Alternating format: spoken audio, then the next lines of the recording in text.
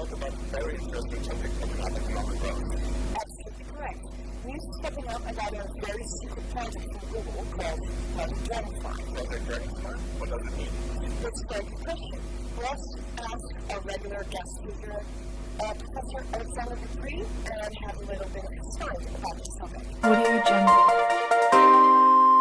Okay, so Project Dragonfly, I think, represents two very distinct themes for me from a business perspective. One is, how core is a company's value system to how they operate around the world? And two, can that core value system be modified to compete and operate in a localized setting? So in this case, it would of course be China.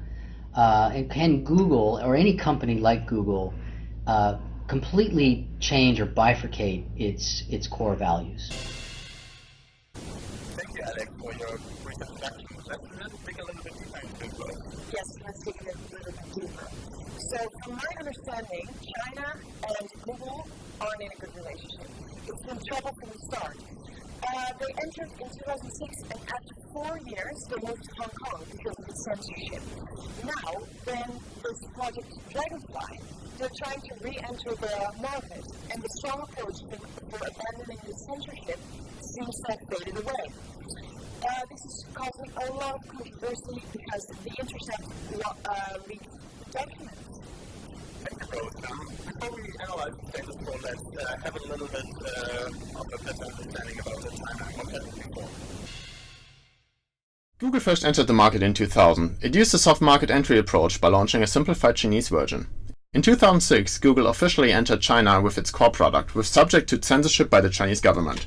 In 2009, Chinese government blocked YouTube due to the footage shown Chinese security forces beating Tibetans. In 2010, in response to a Chinese hacking attack on them and other US companies, Google pulled out of the market. Since 2014, Google's internet mail service, Gmail, Chrome, and Google-based search inquiries have not been available in China. So, in order to get an understanding about this really interesting project, we invited 3 experts. One is an institutional expert from MUS, the other one is a field reporter, and we have someone at the headquarters in Google, Singapore. Let's have a look at the institutional background. Cornelia, can you hear me? Absolutely, thanks for having me. Over the past 2 decades, China has undoubtedly grown into one of the world's largest economies through liberalized markets. However, financial liberalization also comes with influx of ideas and information flow from the outside, especially through the internet. And then you got things with it. If you open a window for fresh air, you have to expect some fire to blow it. Therefore, the current government has placed quite a lot of effort to protect its values and ideologies by attempting to regulate the information flow and separating the open economy from social liberalization. The deliberately based language used in the Constitution gives the government quite a lot of freedom to interpret and intervene into the free media and the press. Currently, China is one of the most heavily internet-censored countries in the world, being only surpassed by that of North Korea. Control over the internet usage is called the Golden Shield Project by the government, but is also colloquially referred to as the Great Firewalls of China, which filter, restricts, blocks, or even alters information displayed online. Foreign social media platforms have been banned, and even the local ones are occasionally blacked out by the Great Cannon, a tool that floods a website with traffic to make it crash during times of controversy and instability, such as during the anniversary of the Tiananmen Square massacre. As China has more than 750 million internet users, some refer to the efforts to maintain public opinion as China's biggest engineering project.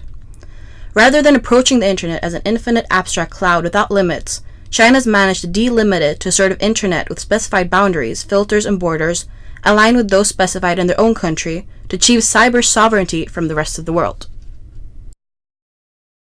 This essentially means that any foreign actor that wants to play in this market has to follow its rules, regardless of what notions we may have about the free internet in other parts of the world.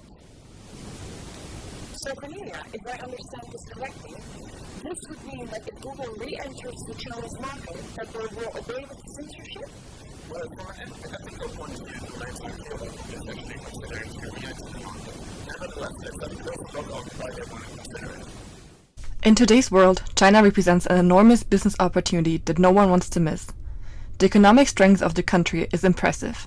It is the world's second largest economy behind the United States in terms of nominal GDP.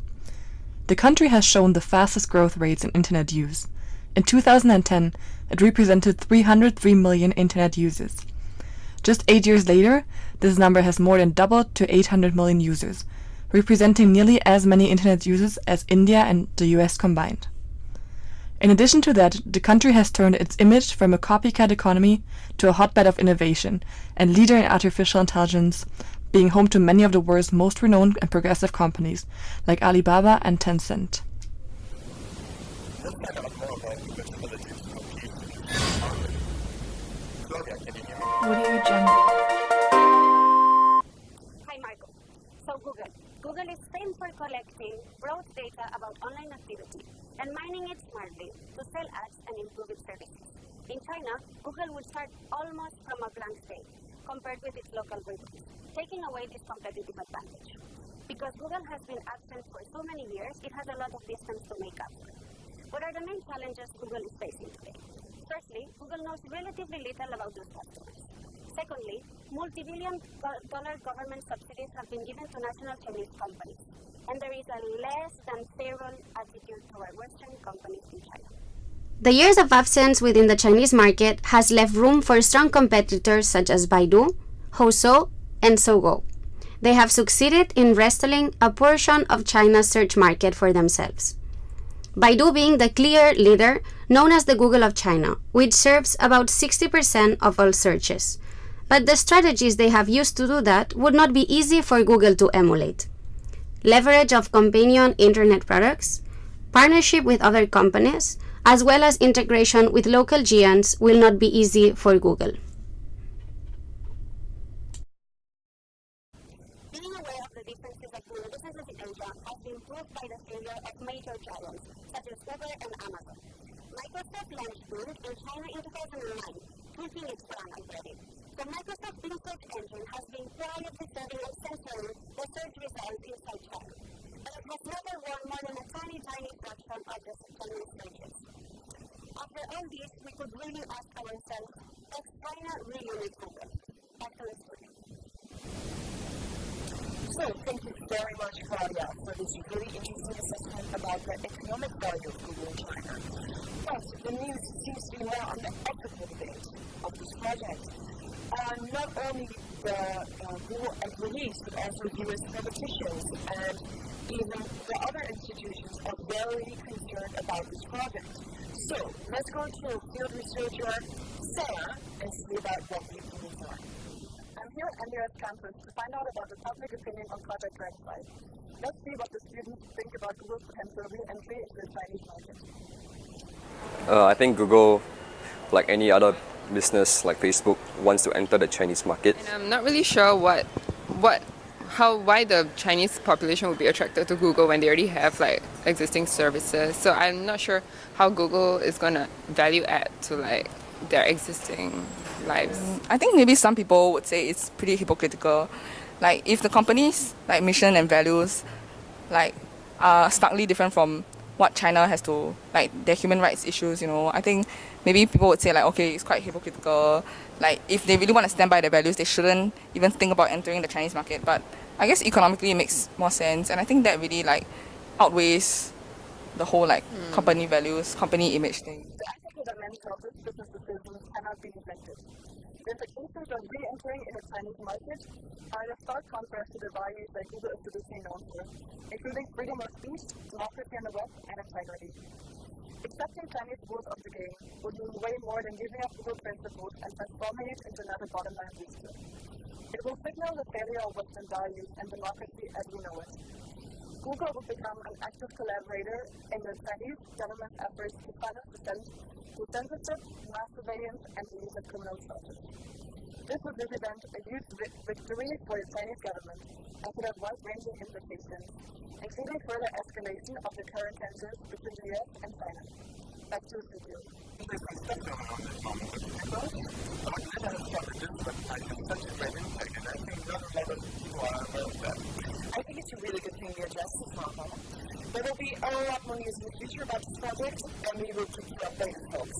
So, this was Marco Butcher, and I'm Rosemary Bradford, and we wish you a very lovely day.